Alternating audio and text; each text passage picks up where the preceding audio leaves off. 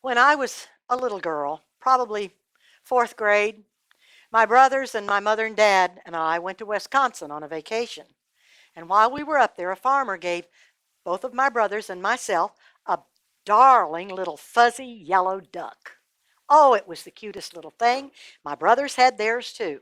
But on the way home, one of my brother's little ducks died, and we had to wrap it up in paper towel and throw it in the garbage can at a filling station. And then the next night, when we stopped at a motel, my brother tried to stuff, my youngest brother, tried to stick his duck inside a cup full of water, and it drowned, and it was dead. And he got a hold of my baby duck. He didn't want me to have a duck either, and he put it between the windows, its head between the window and the windowsill, and he almost slammed the window on it. But I stopped that. I got home with my little duck. My little duck loved me. He thought I was its mother. He followed me everywhere I went. Beep, beep, beep, beep, beep, beep, beep, beep, beep. He'd go up the stairs, beep, beep, beep, beep, beep, beep, beep. And I had a great big wash tub out in the backyard that I filled with water. And I'd put my little duck in it, and he'd go swimming around, and he just loved that little wash tub. Well, I loved my little duck. And one Sunday, I was sitting at the table eating dinner, and in Florida, sometimes a rainstorm can come up very quickly. And a big old thunderstorm came up, and all of a sudden it was just pouring rain. And I remembered, oh, my little duck is out there in that tub of water. And I went running out to get my little duck. He was upside down in the water, and his feet were going like this. And I grabbed him, and I pulled him out of the water, and I pushed on his little chest, and whoop, out came some water. And then my daddy decided that we needed to use grandmother's little bottle of ammonia to revive him, and he stuck that under his nose, and it was too much for my little duck, and his heart stopped, and my little duck died. Oh my goodness, I cried and cried and cried. I got a box and I filled it with cotton, and I took it out and dug a hole right next to the front porch where the swing was, and some beautiful yellow flowers grew up, and I buried my little duck, and I had a little funeral service, and I cried over the duck, and I would come out and sit on the swing and swing back and forth on the front porch swing and cry over the little duck. Well, of course, the years went by and I grew up, and I had a little boy, and my little boy's name was Davey. And Davey was only about 4 years old, maybe only 3. And we lived at Satellite Beach, which is Cocoa Beach, where all the missiles are shot up. And it was back in the days when they were shooting missiles. We watched the first monkey get shot out into space. And then we watched the first man go out into space. So it was exciting times.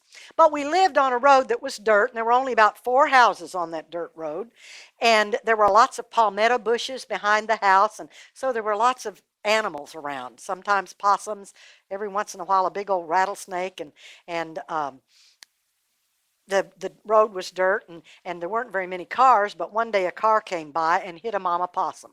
And possums carry their babies in a pocket like a kangaroo does.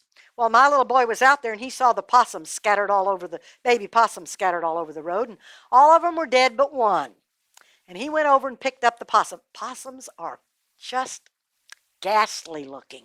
Baby possums have no hair on them, a long skinny tail, and a long pointed nose. And my little boy took that little possum, and he came back to the house, and I said, Davey, where's that possum? He said, in my pocket. Well, it was time for him to take his nap.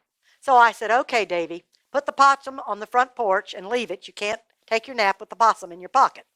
Well, I figured a cat or a dog would come along and get the possum, because I knew the possum couldn't live long. We couldn't feed it.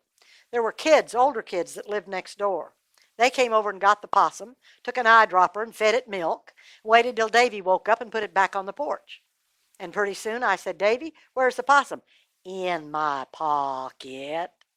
Well, when he got ready to go to bed that night, I said, okay, Davy, take the possum out of your pocket and put it on the front porch. Kids next door came over and got it, kept it all night, fed it again from the eyedropper, and the next morning, Davy's out again. Davy, where's that possum? In my pocket. Well, that went on for a couple of days, and I thought, oh, this is going to be awful. I could remember how terribly upset and sad I was over losing my baby duck. And now my little boy was going to lose this possum, and what was he going to do when the possum died? He'd just be heartbroken.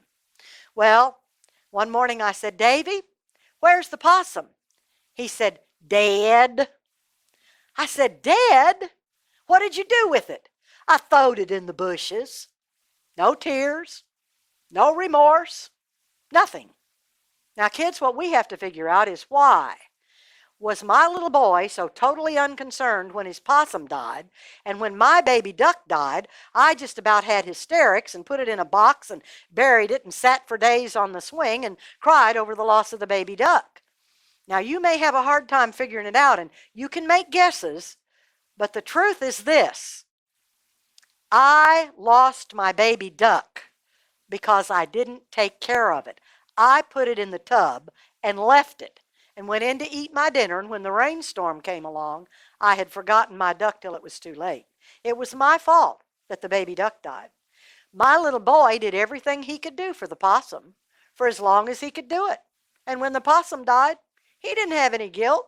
He just throwed it over in the bushes, and that was the end of that.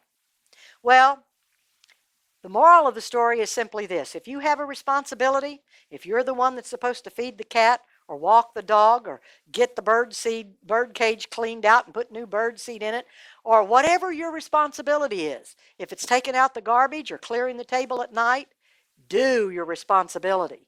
And then you won't have any feeling of guilt. You'll know that you've done the best that you could do. And you can not be worried about the possum that's been thrown over in the bushes dead.